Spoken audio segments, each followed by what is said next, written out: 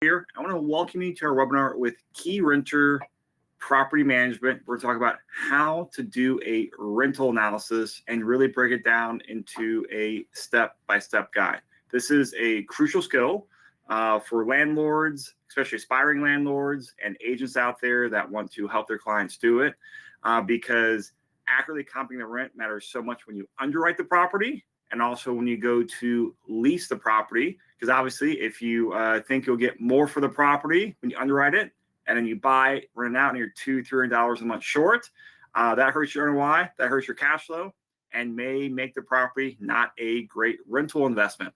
So we have lots of great data to go through here today, help you optimize current rentals or help you understand how to underwrite properties if you're looking to buy your first rental property. And I am joined by a great crew here from Keyrenter Property Management. Brandon and Sean, how are you gentlemen doing this morning or this afternoon? Great. Yeah, doing pretty good. Yeah, we're in the afternoon. So Brandon is the CEO of Keyrenter, and Sean does a lot of client onboarding, and you do a lot of rent comping. I do. Week to week, right? Yeah, I tell people I do it 40 hours a week. Not really, but yeah, it feels like it. Yeah, most of the job. So before we cover the agenda, I will just say, like, really learning the skill and then developing a relationship with a property management manager is crucial.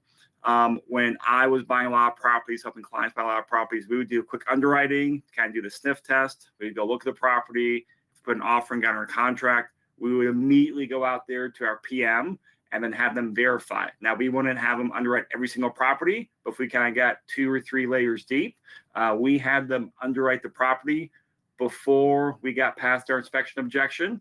That was part of our due diligence process because they know a lot more than I do as an agent. They know a lot more than many investors do out there as well, with just all the nuances. Well, I'll say it again too. The last thing we want is somebody comes to us, all right, I just closed on this property, let's go. And they didn't talk to us before then. And now they are expecting $500 more than we think it's going to get in rent. It just would have been better for everyone involved if we could have that conversation earlier. You could decide if it still makes sense at that price, that kind of thing. So don't hesitate to get in touch with us before you get to that. So that makes me think this is one of my learning experiences. Years ago when I had the same thing about property. Hey PM, I read this. He's like, your numbers are wrong here, and he was very blunt. He was just like, can I give you a tip? I go, yeah. Stop being an effing idiot and come talk to me before we close on the property. Oh, that makes a lot of sense. So Brandon said much more polite, but like that is such a crucial thing you can do to make a big difference for your investments or your clients out there if you're an agent. All right, Brandon, what is on the agenda today, sir? Yeah, so we're looking at rental value. We'll go through some tools we use. I will just say in advance, this is not the voodoo arts. It's pretty, I think when you see it, you'll be like, yeah, that's fairly straightforward. There is some nuance to it, and like it takes a good amount of reps to really build your confidence with it and that kind of thing. But hopefully what we present today feels accessible. So we're going to go through the process from data to pricing, give you some real life examples. This will include some, like all the way through of what we thought it would rent for, how it went on the market, all the way through. And then we also asked you all if you wanted to submit a property, and got a handful of submissions. So thanks for those who did that. And we're going to go through one live. And then we'll also be following up if we don't have a chance to get to yours today, and we'll make sure we get you that as well. And if you have any questions throughout, I forgot to say the chat window is open. Feel free to drop in any questions or comments. We will monitor those throughout. But let's know what part of town you're in. I think most people are in probably Denver metro area, but let's know what parts of Colorado or Denver you're in, just so we know who's joining us. So good morning again, everyone. All right, so why does this matter so much, Brandon? Like, why is rent comping so important? Yeah, I mean, I think that at the end of the day, you'll see that it just really helps to get the price right away. If you overprice it, there's vacancy losses there just in the time that it takes. Overpricing also will tend to, in the end, you will get less money and it will take longer than if you got the price right up front. Underpricing, there's lost income there. We've all had that thing we posted on Facebook Marketplace and it's sold in 5 minutes and you're like, clearly I didn't price that right. So yeah, you don't want that on your rental property when it's like, now you're locked in for a year or longer. So yeah, accurate rent ranges is a combination there of speed and value. And yeah, what we'll focus on today is pricing decisions, factor in market demand, real-time data, and actual leasing outcomes. So we'll look at, oftentimes I'll just highlight there, it's easy to go look at Zillow, and what we see sometimes is, specifically if it's like a condo complex or a specific neighborhood, there might be 5 actives in the neighborhood, and so they're all kind of self-referential there in determining rent price, but in reality none of them are renting. So yeah, there's some things like that you want to make sure you get past here. So and yeah, the goal for everybody: minimize vacancy, maximize return. Great. Sean, tell us about the rental analysis that you and Keyrenter do for investors out there. Yeah, absolutely. So right now I'm actually doing all of our rental analysis. So if you want to go to our website, you can see here right at the top, it says free rent analysis. You can go ahead and click on that. If you have a property that you're unsure what it'll rent for, or if you just want a second opinion, just click on that. I'll do a rent analysis, and then usually I follow up with a link to schedule a phone call. If you want a more in-depth rent analysis, you can even schedule a phone call with me, and we can jump on Zillow, see what's going on, and see what your home should rent for. So wonderful.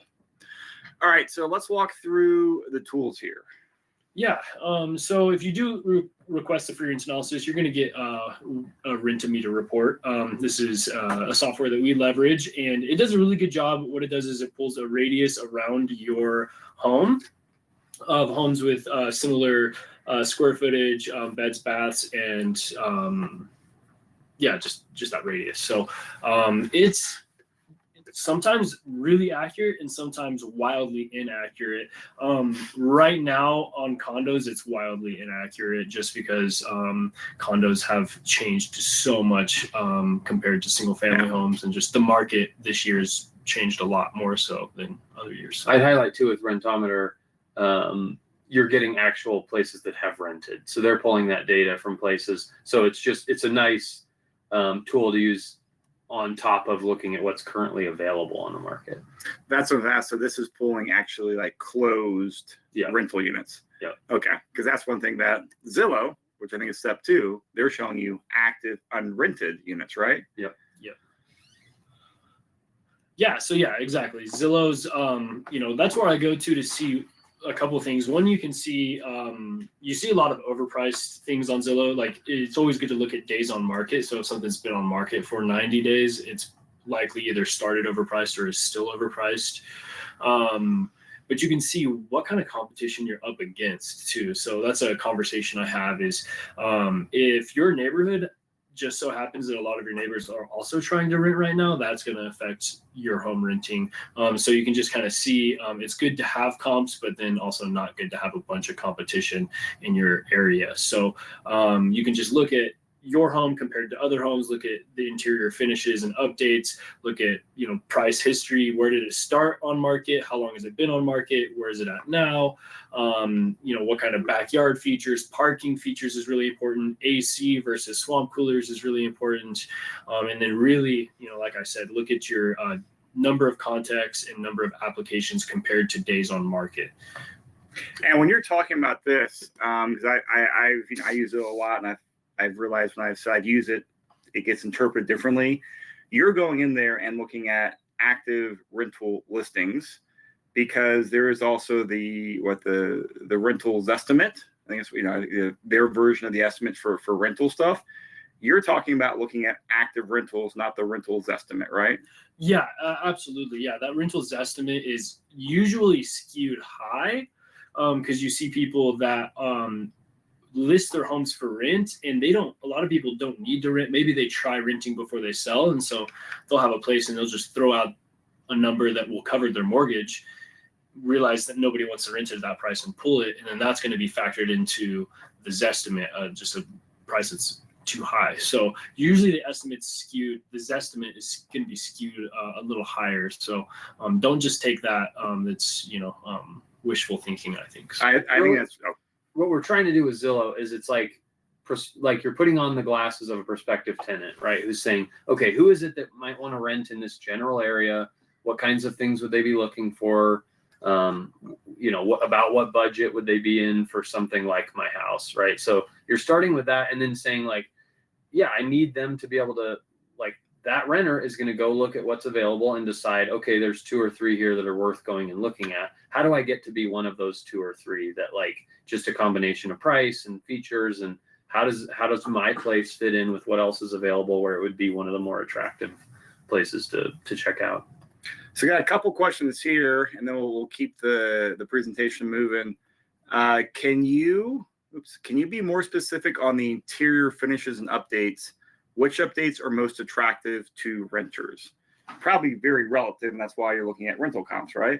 Yeah, certainly, absolutely. So I will say, like, interior finishes is absolutely important to some degree. It doesn't have to be like renovated this year. Like, even if it was renovated in the earlier 2000s, it's slightly out of date, but if it's clean, well kept, that's honestly going to comp pretty close to something that was just remodeled yesterday. It doesn't have to be new and shiny. It has to be clean and tidy.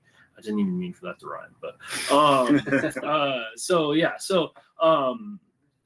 interior finishes is absolutely important. If it looks like it's from the 60s, like, you got to get that updated to get market rents. But or if it just looks like it's worn really poorly, or it's just like it. Yeah, regardless of when the stuff was done, if it just looks low quality. Yeah, new carpet is a huge one. Like, if you have like those wear patterns in your carpet or significant staining, or your carpet smells like a German Shepherd, you need to honestly replace that. Nothing makes a showing go smoother than that new carpet smell. It feels so clean, and then tenants love that. So, like, new carpet's a great bang for your buck. It's hard though, like, if remodeling a kitchen, usually you're not going to get a great ROI on the rental side of things. Yeah. And again, it's all relative to like what price point you're fitting in, and this might even be something where you're looking around at Zillow to get a feel for this. But yeah, like, it's a single family home that's in the 3,500 range it's gonna be very different, like what's important there and what level of finishes are going to be expected from a prospective tenant versus a $1,400 apartment. Yeah. And keep in mind, this is the whole reason in the rental comp is there's not like a one answer fits every single question out there. Rental comping is part art. You have to go out there and look at the 5 comps around, look at the photos, read the descriptions, because descriptions and photos don't always align. And yeah, we're doing a Class C, a Class B, a Class A property. And so there's a lot you have to really get in there. And as Brandon said, it is very nuanced. And this is why you spend time rent comping. All right. Quickly, is an AC versus swamp cooler important for cooling? So is an AC achieving a higher rent premium than a swamp cooler in rents, Sean? Again, it's going to be somewhat nuanced. If you're renting in January, nobody really cares about the cooling. But if you're renting in July and they walk into a hot unit, it's definitely going to affect the conversion rate of those tours to applicants. But does an AC get a higher premium than swamp coolers, or does it depend on the asset type? It certainly depends. I would say though that AC, especially if you're showing a home in July, is going to move a lot quicker than something with a swamp cooler. And if you ever try to convince somebody from like the South that more humidity is a good thing, it's not going to go well with this. Yes. Like, somebody's coming from Florida and you're like, well, yeah, we do more humidity. It makes it cooler. And they're like, what are you talking about? So a lot of people, especially renters, are coming from out of state, and that conversation just doesn't go well. They just want AC simply. Sometimes I've seen it too, where like, yeah, if it's not the hot season yet, you'll rent something without AC, and then it's a problem when it's hot, and they'll never renew and that kind of thing. Yeah. So and you can get around it with these little portable AC units. Even if you offer, like, go to Costco, $300, and you're like, hey, you can put this in the master bedroom and sleep at night. It's a good compromise a lot of times. At least them having that availability to at least be cool when you sleep. I know that's a big thing for a lot of people. So. All right, so step 1, Renometer. Step 2, Zillow. Step 3, I think some proprietary tools that you have as a property manager, right? Yeah, just our portfolio. I do rely heavily on our portfolio, and I can look at, not just because sometimes when a listing was removed from the market, that doesn't mean it rented at that price or it rented at all. So I can look at historical data. We just hit our 10-year mark, so it's even cool to go back and see how stuff has grown, how it's changed. And I definitely use our portfolio for help. And again, this is why I'll harp on, hey, well, making sure that you have a PM at least sanity check. Your rent comps are important because when you sell a property, that's public information.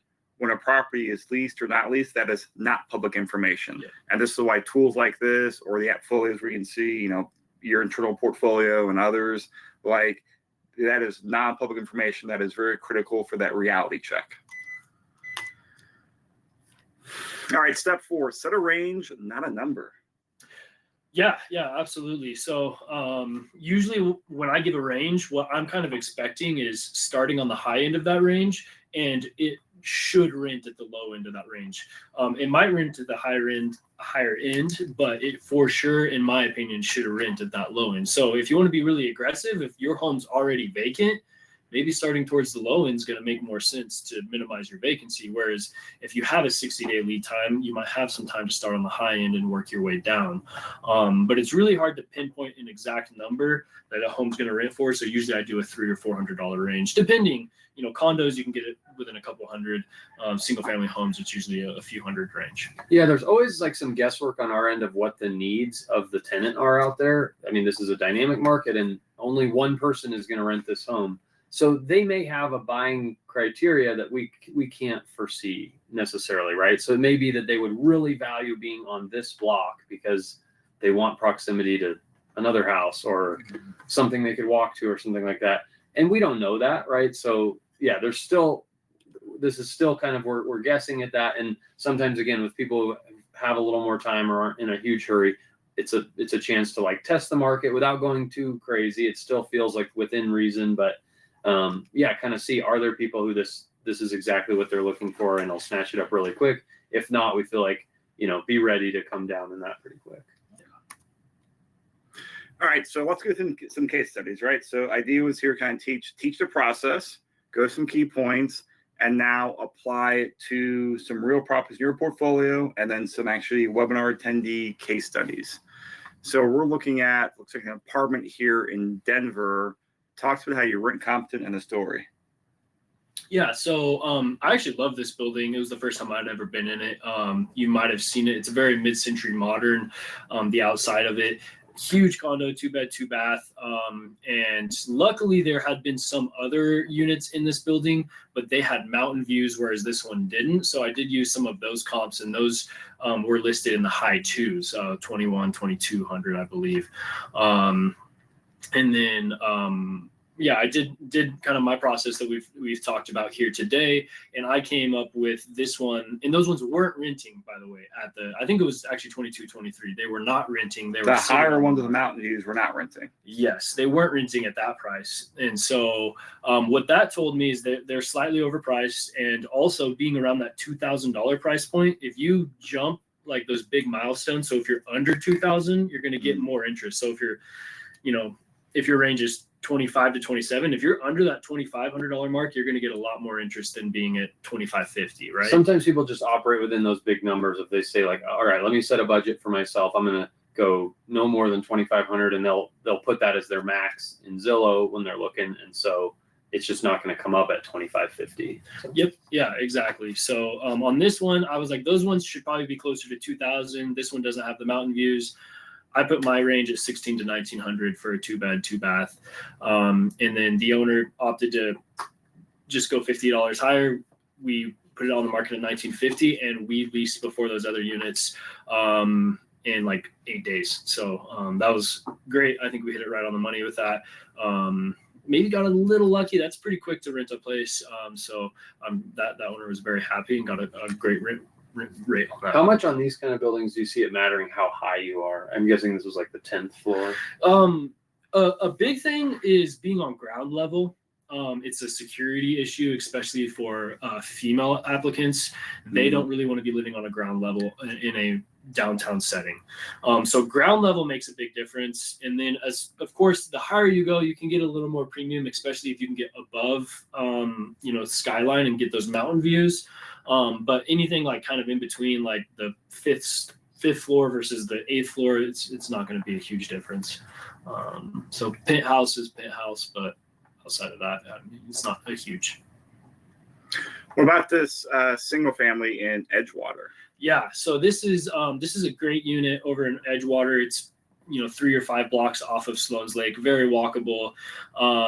The owners had owned this for a long time, and they went through and they just remodeled the whole thing. So brand new, fresh remodel. That's a brand new kitchen, never lived in.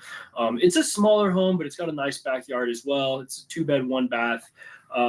So I did my due diligence, and I came up with a price range of $2,300 to $2,600, which for a single family home near Sloan's Lake, that's a pretty good deal.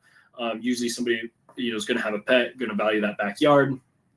The owners didn't quite agree with me. They wanted to start a little higher than my estimate, so they did list at $2,750, and then they took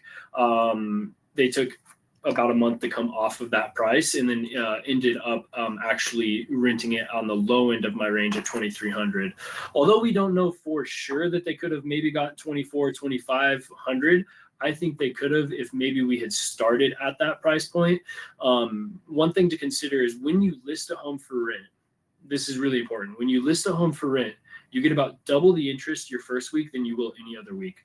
Zillow is going to reward new listings in their algorithm, and it's going to show up more often for people looking for homes to rent. So starting too high can actually hurt you. You can always lower the price, I know, but you can't always go back and reset your days on market, and you can't always go back and get listed as number 1 in Zillow's algorithm. You can't do that. So I think if maybe we would have came in at $2,500 and listed, maybe that would have popped up, maybe some competition between tenants, like, oh man, seems like a really good deal. I'm going to jump on this and apply right away. I think that could have happened. I think there's a sense for at least some of the prospective tenants that they want to find a great deal, right? They're hoping to like find something right when it was listed and be the first in line for it. And so there's just something psychologically about seeing that it's been on the market for 3 to 4 weeks, because now that stuff is so front and center. It didn't used to be, but on Zillow, It's so obvious how long it's been listed. You can see the price drops. And so, yeah, there's just a little bit of a sense of like, I mean, this one's been around for a while. They've lowered the price 3 times. Like, it must not be great. It must not show great.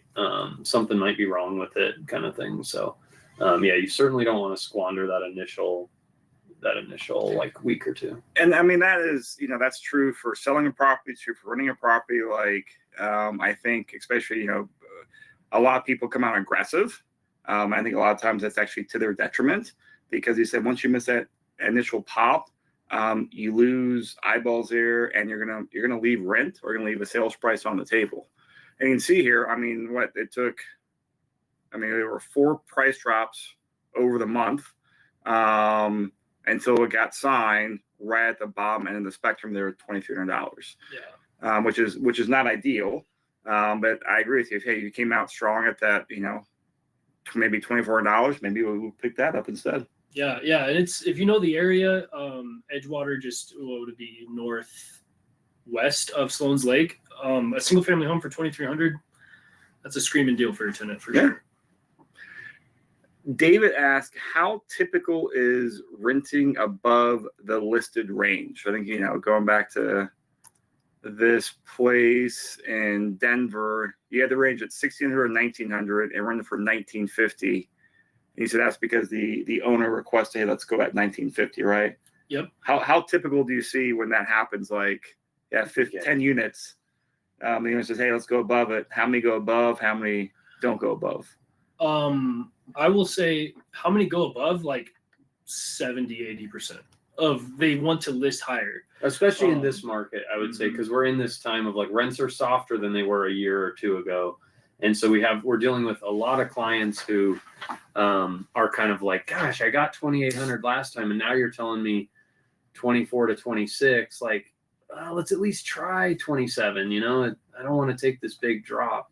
So I think there's a lot of that going on where, and we're like, we can try it. We're trying to like share the possible risks with that, but okay, not how many sellers want to go above, how many actually achieve the above range rent, like in the 10 or 15%, yeah, or 10 or something. 15%. Yeah. Okay, so it's a very low percentage. So he's a minority. This one is minority in here of being, hey, we got it above. Yeah. Probably this Edgewater house is more of the common pattern you see, right? Yeah, I would say more often than not, if you start higher, especially significantly higher, it's not going to go well. Sometimes there's quite the discrepancy. I'll say a 2-bed 1-bath will rent for, especially in today's market, I'll throw out, 14 to 1600. And a couple years ago, they could have got it and they want to list at 2000. And I'm, with that type of discrepancy, it's just, tenants are doing their due diligence, especially in today's market. They have dozens of options and they're not going to just rent your place because it has a, fireplace. It's not going to happen. They also use Zillow as well and see what other stuff is yes. rented out there, right? One of the things we say around the office is like, nobody knows the rental market as well as prospective tenants, right? So that's a good say. Oftentimes you get feedback on stuff and it can feel like if it's your home, you're like, oh, it's insulting for you to say that, or like that it was dirty or overpriced, or I don't like the layout or whatever.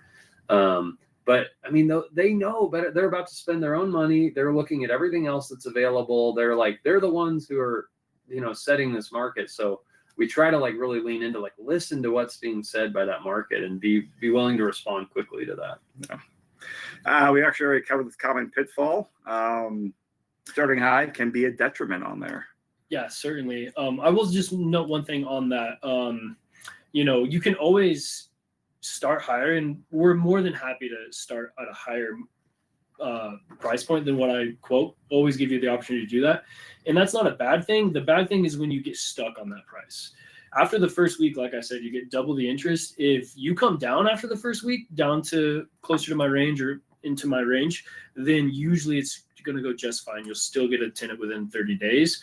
It's usually, if you want to stick at that price for 2-3 weeks before making a price drop, that's when you're really, time is money. So that first week is if you don't have a good interest in the first week, drop the price is kind of your rule of thumb. Absolutely. If you haven't facilitated at least one tour in that first week, at least one tour, but we'd like to see 2 or 3 because tours cancel. So if you don't have 2 or 3 booked, at least facilitating one, you got to make a change. It's not going to get better. It's just going to get worse. Okay. So if you don't have 2 or 3 booked and hopefully at least 1 or 2 people in the property the first week, probably means you're overpriced. Absolutely. Okay. Yep. And if you have 10 tours and none of them convert to application, that may say something too, right? Yeah. Sometimes we get a lot of buzz, but it's like clearly people are not. This isn't meeting their expectations. Yeah. And that could be. Oh, go ahead. Yeah, I mean they were willing to book a tour and go out there and walk through it. Yet like that didn't convert to an application. Like we get it. Sometimes you're going to have some of that, but like at some point too, that tells you something, right? If everybody's disappointed when they go in and not leading to that next step. So could be the house shows, looks great in photos, shows poorly in there, or as you said, smells, smells don't come across photo yet, or like you don't actually put a picture of what's going on with the neighbors or across the street. Yeah. But if you the house next door is, I don't want to live on this block. This is awful. And that's another good thing is that I used to do when I was renting comics, especially when I was like looking to buy a place, is drive the neighborhood, especially like as you're a newer landlord getting to know the area. I mean, like go just do a radius around the neighborhood. And after you do your rent comps, hey, this house, this apartment, this duplex, what they're written for, go drive it, because sometimes, hey, street by street, they're different. Or, hey, this house, hey, there's 2 blocks or there's 2 doors off a main boulevard. This house is 10 doors off, and you can see the difference in quality and rental stuff. So like, I think driving the properties, especially if you're looking to buy or acquire a rental, is super important. Not just look at that property, but drive the rent comps as well. I've even heard like go walk it at night and see what that feels like too, because that can be very different than. Yeah. I've had many investors that was it. They go walk at night with their dog and see what the vibe was. Yeah. All right. So now I know when we promoted this webinar, I think you said you had close to 30 properties get submitted, Yep. Sean. So obviously we're not going to hit 30 on here, but we picked a few to go through and picked one to go through. Sean will reach out with the other people that are not in the webinar and do some individual ones, but we appreciate everyone submitting the properties. We wish we could get you all of them on the webinar, but Sean will follow up with everyone and do some rental analysis. Yeah, absolutely. Yeah, you'll be hearing from us with every single one of those that were submitted, but we're going to go through this one property on the webinar. So I like this property. I actually used to live in Thornton, and it looks like it was just went through, if not just remodeled, then very recently. So I think it was actually listed on the market for sale. So whoever's property this is, I can't remember. Maybe you're considering renting it. Should be a great property. On the next slide, 4 beds, 2 baths, 1,647 square feet. And I outlined what I saw as some pros and some cons. These are definitely things to be looking for in not just setting your rent rate, but how often or how likely are these tenants to actually convert after the tour. So the pros I saw here was great finishes, recently renovated, a huge backyard, has some great curb appeal, and a 2-car garage. Some of the cons, although it is a bathroom, one of the bathrooms actually has the laundry in the bathroom. That can be a little wonky for some tenants. In the backyard, it's huge, but the landscaping's minimal. And I didn't see like a sliding glass door going from like a living space to the backyard, which a lot of people like that for entertaining. There was access, I believe, through the garage to the backyard, but no, obvious access to let the dogs out. Or just open up that, have some open air and like entertain, for a barbecue or something like that. So I do think that layout might hurt some conversion. And you're right. This is listed for sale. So it might be an owner debating, hey, keep it or sell it, right? Yeah. All right. So walk us through this rental analysis. Yeah. So this is the rent-to-meter report that you get if you requested on our website. And this one actually, I think is pretty accurate. I actually know this neighborhood. I would put it as like a B, C class neighborhood.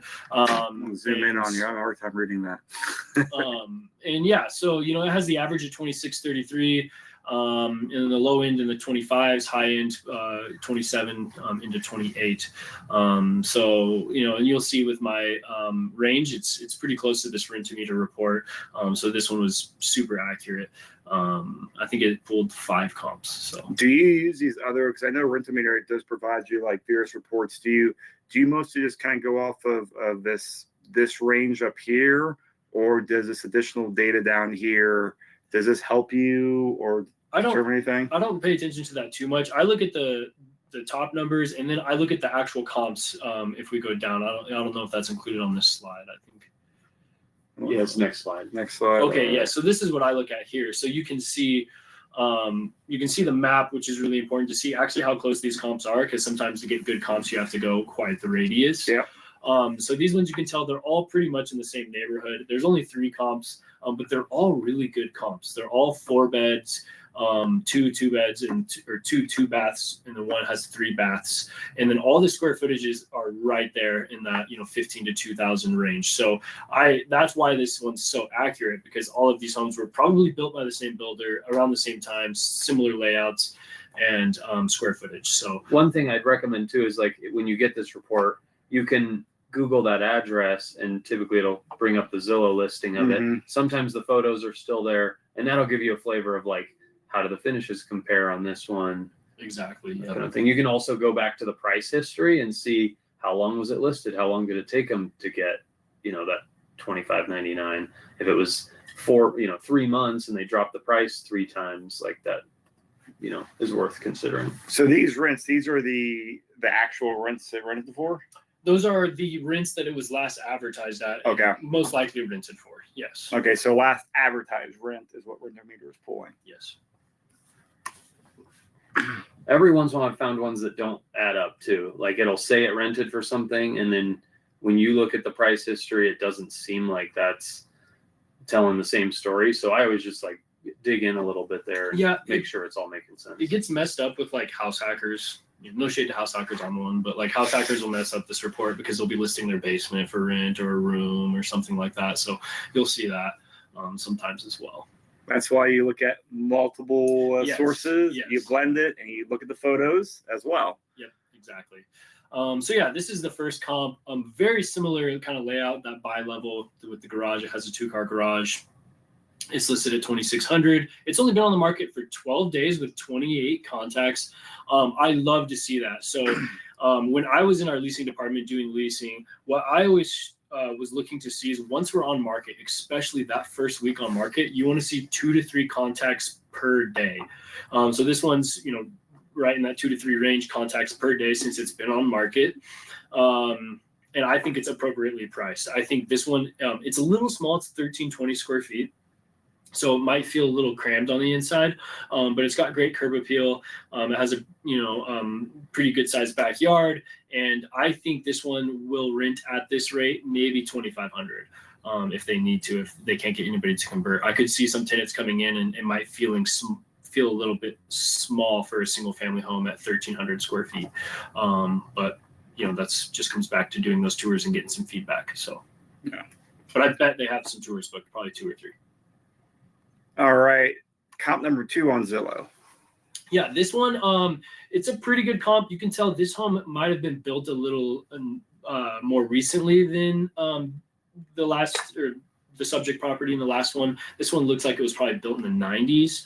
And it's a 4-bed, 2-bath. Still, the square footage is smaller than the subject property, and this one's listed at 3,000. So this one is kind of on the flip side, where it's been also on the market for 12 days, and it only has 11 contacts. So that's not bad, but for your first week on market, again, you should be getting really good interest. For your first week, that's not the best. The limited, traction there, I think it could be listed too high.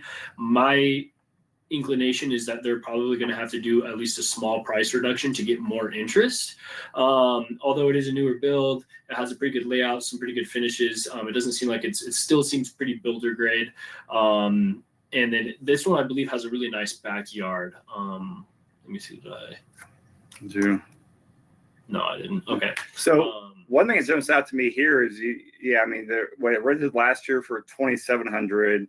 And now they're doing, a $300 rent jump, which I know you guys are the market. Yeah, like we're not typically seeing $300 price increase. Yeah, like that is the exact opposite right now. Like things aren't increasing like that. Yeah, and it could be there's like some new floors or something since last time, but it kind of looks like it's the inside looks like it matches the date of the outside overall to me. So. Yeah, certainly.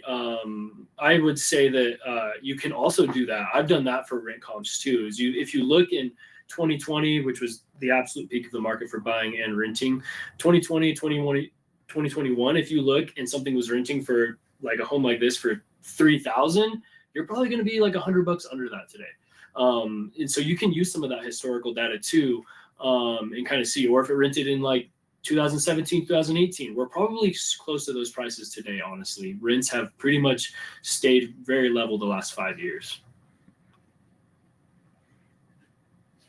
Okay, so yeah, this is our in-portfolio comp. So this one we're actually currently managing. I will say that this home, overall, the interior finishes are a little more lacking than the subject property. And it's also, this one's like a perfect comp. It might be even the same layout, I'm not sure. But it's a 4-bed, 2-bath, 1,600 square feet. Something to note is this one also has a 2-car garage, but it has that access to the backyard, which is something tenants are looking for. The finishes are slightly more outdated. We last had it leased at $2,615, and that started at leasing it at $2,540, and then we did a couple price increases. And so it leased at $2,540, and that it leased in 8 days, and I believe that happened in 2023. Okay. So, all things considered, I put this property in the $2,550 to $2,750 range. Gave it like a $300 or $200 range there, and I think going to market at $2,695. When you look at how this property is going to stack up against the other two that are on market, I think $2,695 is going to be a pretty good starting point. And yeah, I would agree. I'm just kind of going through the numbers, looking at all that. That seems like very realistic and very reasonable, especially as you ran through all the numbers. So I thought that was a great rental analysis there. I would say you kind of take into consideration the time of year too, and right now is a time not to be too aggressive with going high. Like we've got kids just started back in school. This tends to be a softening period where, especially for kind of these suburban markets, where you tend to have a lot of kids in these kind of homes and that kind of thing. So you'll see that the inventory starts to grow this time of year. There's just more to choose from. So it's not the time to go, well, let's try 3,000 and see what happens. Yeah. In addition to that, I will say, if you have a condo right now, although condos aren't quite as seasonal with families and school seasons and stuff, if you have a condo right now with how much supply there is on market, you have to be very aggressive, with your price and not going over price. And if you're not getting traction, lowering it, because I'm personally concerned, although I don't own a condo, I'm concerned going into the slow season with how much supply there is on market.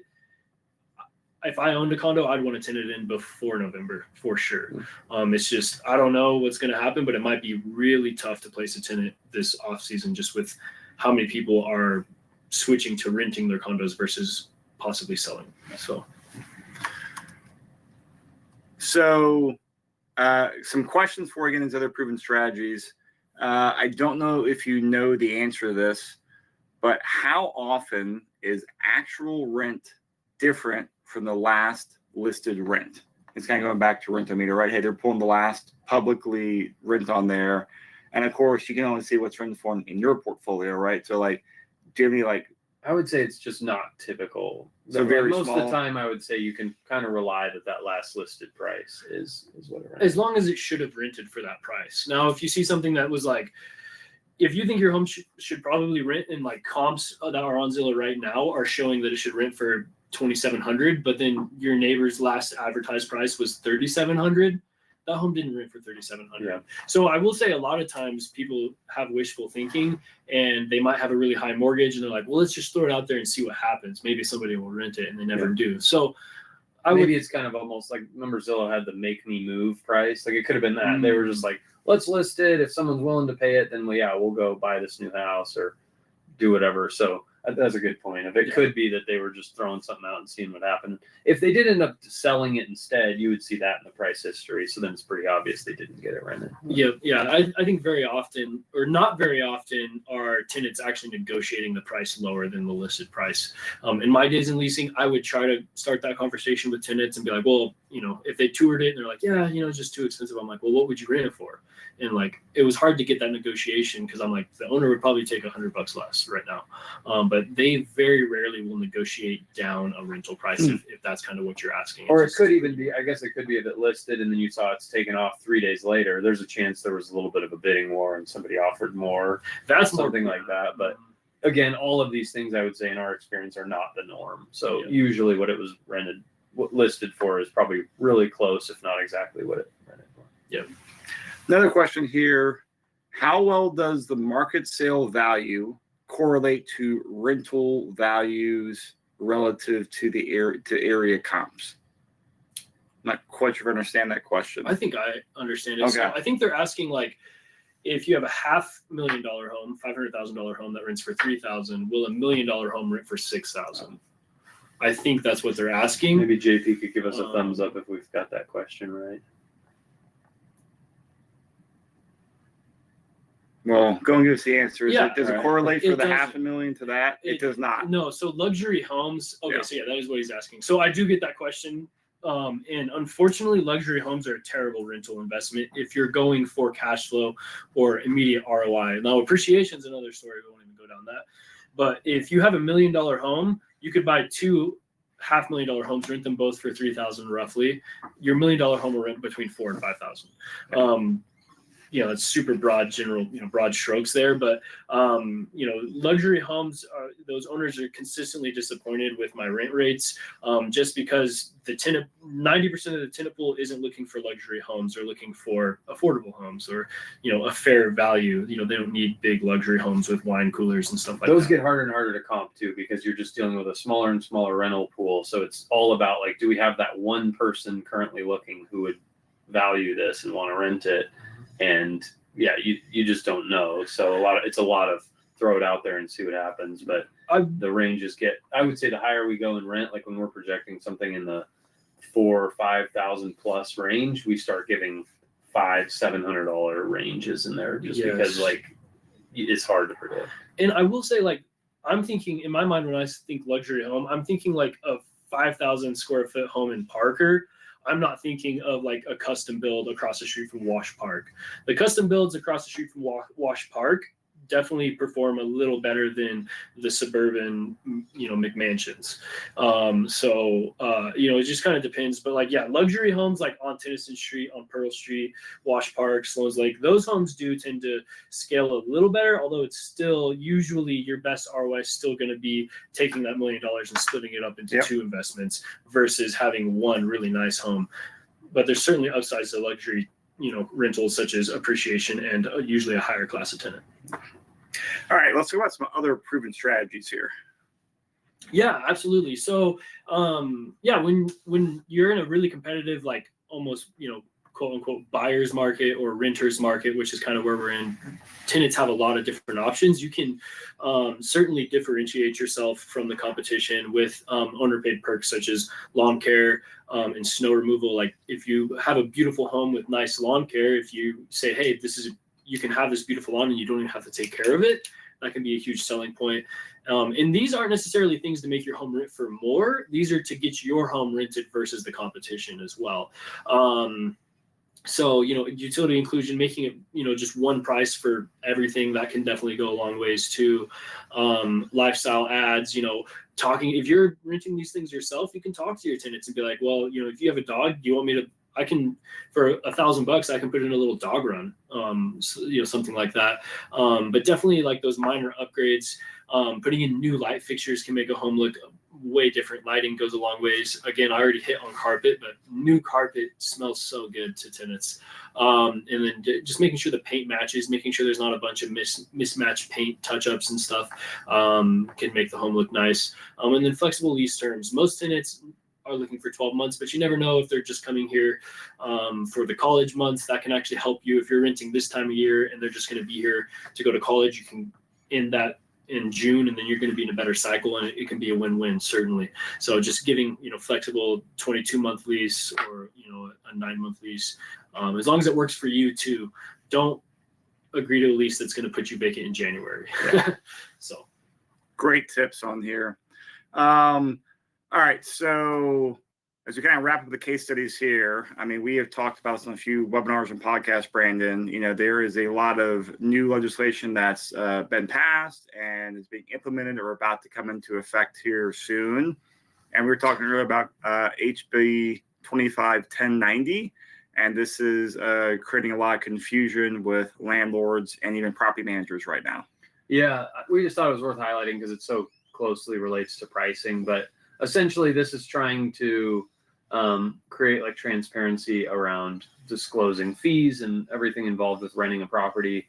But it's currently just all the buzz with property managers and people in our world and the attorneys that serve our industry, because it's just there's some things that aren't really clear in here.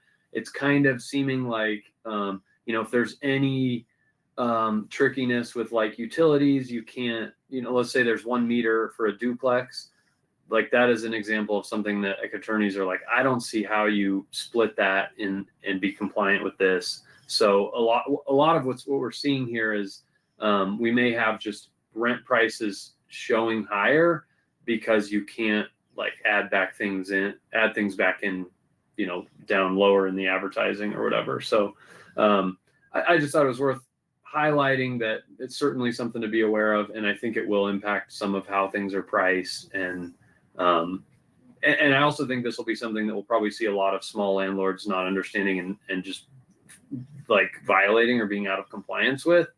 And they certainly don't carry the risk that a property manager does or someone who owns a large portfolio. So it may be that we see like the people who are playing by the rules have to put a higher price because everything has to be included in rent or called rent, whereas others can, just violate the rule and add things back in later.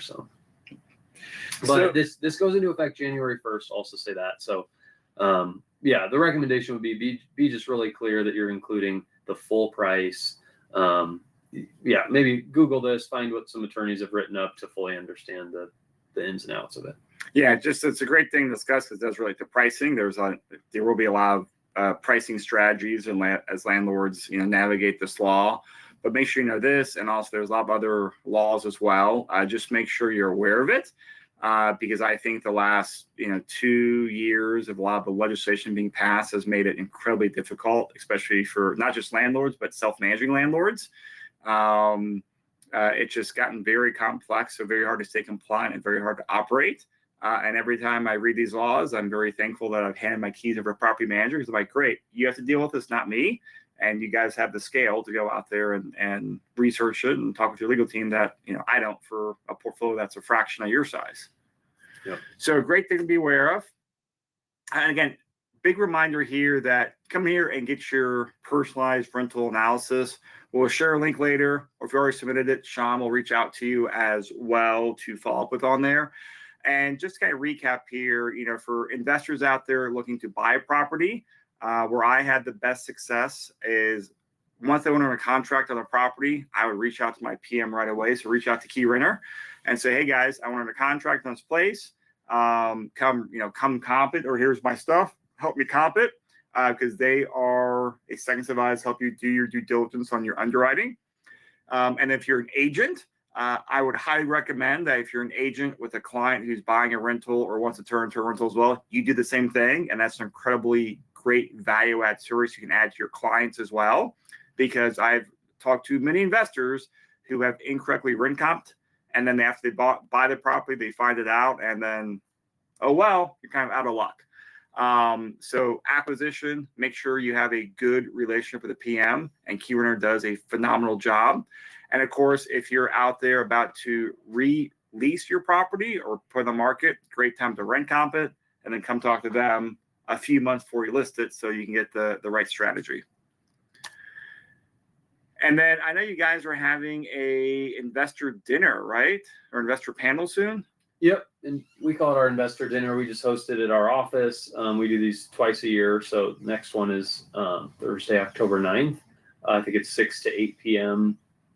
At our office in Wheat Ridge. So we haven't officially sent out like a sign up or whatever. So that's why if you want to join us, just email Virginia there at keyrenterdenver.com. We'll also be sending out some advertising for it and that kind of thing. But yeah, the focus will be what worked 5 years ago might be costing you thousands today. So yeah, that's a very accurate title. Yeah, like a lot has changed, and we're just really going to try to bring in some different perspectives to share how you can make sure you're not doing things that are either going to get you in legal trouble or they just don't match. I mean, there's things like there was a time of not that long ago when it was totally fine to not provide washer and dryer in a place. Now, like, it is totally worth the money to put it in there and maintain it, because it will just help you rent your places faster for more money. So a lot of little things like that we're just going to try to highlight to help people stay up to date in this market. Great. Well, we got a few questions coming in here. We'll start answering those, and we got in their questions, drop those in here as we start wrapping up in the last 5 minutes of the webinar. So this is kind of going back to, I think, pricing strategy, maybe the bill we're just talking about. Is it better to include utilities in the rent? For example, if you have a duplex with 1 meter. So hey, I have a duplex, 2 sides, and I got 1 electric, 1 water meter. What's the best pricing strategy on that? So my answer to this for all of time up until January 1st of 2026 would be no, do not include that.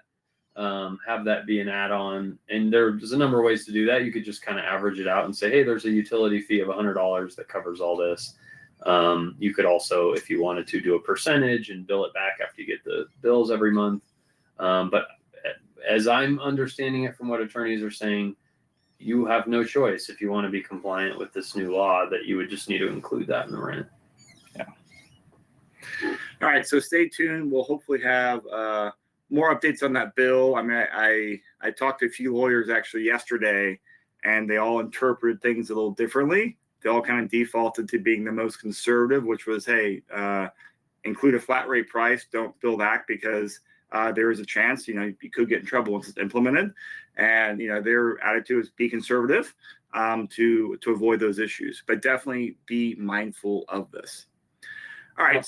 A lot of these things, what they'll say is, we want some case law to understand how this is going to be interpreted.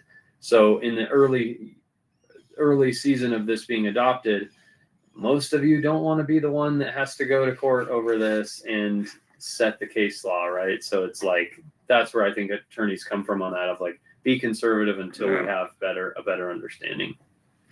Now, of course, if you guys have any questions after this or you catch the recording, email Sean. That's SHAWN at KeyrenterDenver.com. I'll include the contact details out there. He can answer additional questions, give you some guidance, do some rent comps, but absolutely a great resource. And then, we touched on this, but we are a week before Labor Day. And that kind of starts like a big slowdown in the cycle of, of both selling and rental properties. So as we're going in the second half of the year here, what general advice you guys have for renting into, like late Q3 into Q4 timeframe? Because that is a more challenging timeframe. Yeah, I think a frictionless process for a tenant can make a big difference. Making it really easy to schedule tours, making it easy to apply. Like, when we're working our leads that we get, we're sending them links to schedule tours, links to apply, following up with them multiple times, making it to where they can schedule tours within a few days' time. Like if you're booking out tours or if you're doing this yourself and you're like, yeah, I'll be out there next Tuesday, every second that they're not signing a lease with you, they're trying to sign a lease somewhere else. So, tenants like to move fast. If they do like your place, they want to see it and they want to sign a lease. They want to secure their housing. This is their housing that they're dealing with. So if you're slow, they don't want to work with you. I think that's a great point. Like one thing you'll often hear landlords have been doing it for a while say, well, I'm going to wait till I get 4 rental applications, and then I'll screen them all and pick the best tenant. And there was a time that worked fine, right? And I won't even go into the legal side of it. There may be some challenges there on if you're able to really do that. But telling a tenant, great, I got your application. Now it's probably going to be a week or 10 days before I give you an answer because I'm waiting for more applications to come in. Like they will very likely have moved on by the time you get to that. So those are the kind of things, you want to make it quick turnaround with screening. Now is not the time to be aggressive with pricing. Well, especially in this market now. Like, a couple of years ago, you say, 3-4 years ago, it was peak rental demand. Well, now we are not peak rental demand. There's a lot more options out there, and there's not that, renting or buying frenzy where people will jump through hoops to get something because, there's other options out there right now. Yeah. Awesome. Well, we are at the top of the hour. This was a great podcast. You guys did a phenomenal job with the presentation and data, so thank you.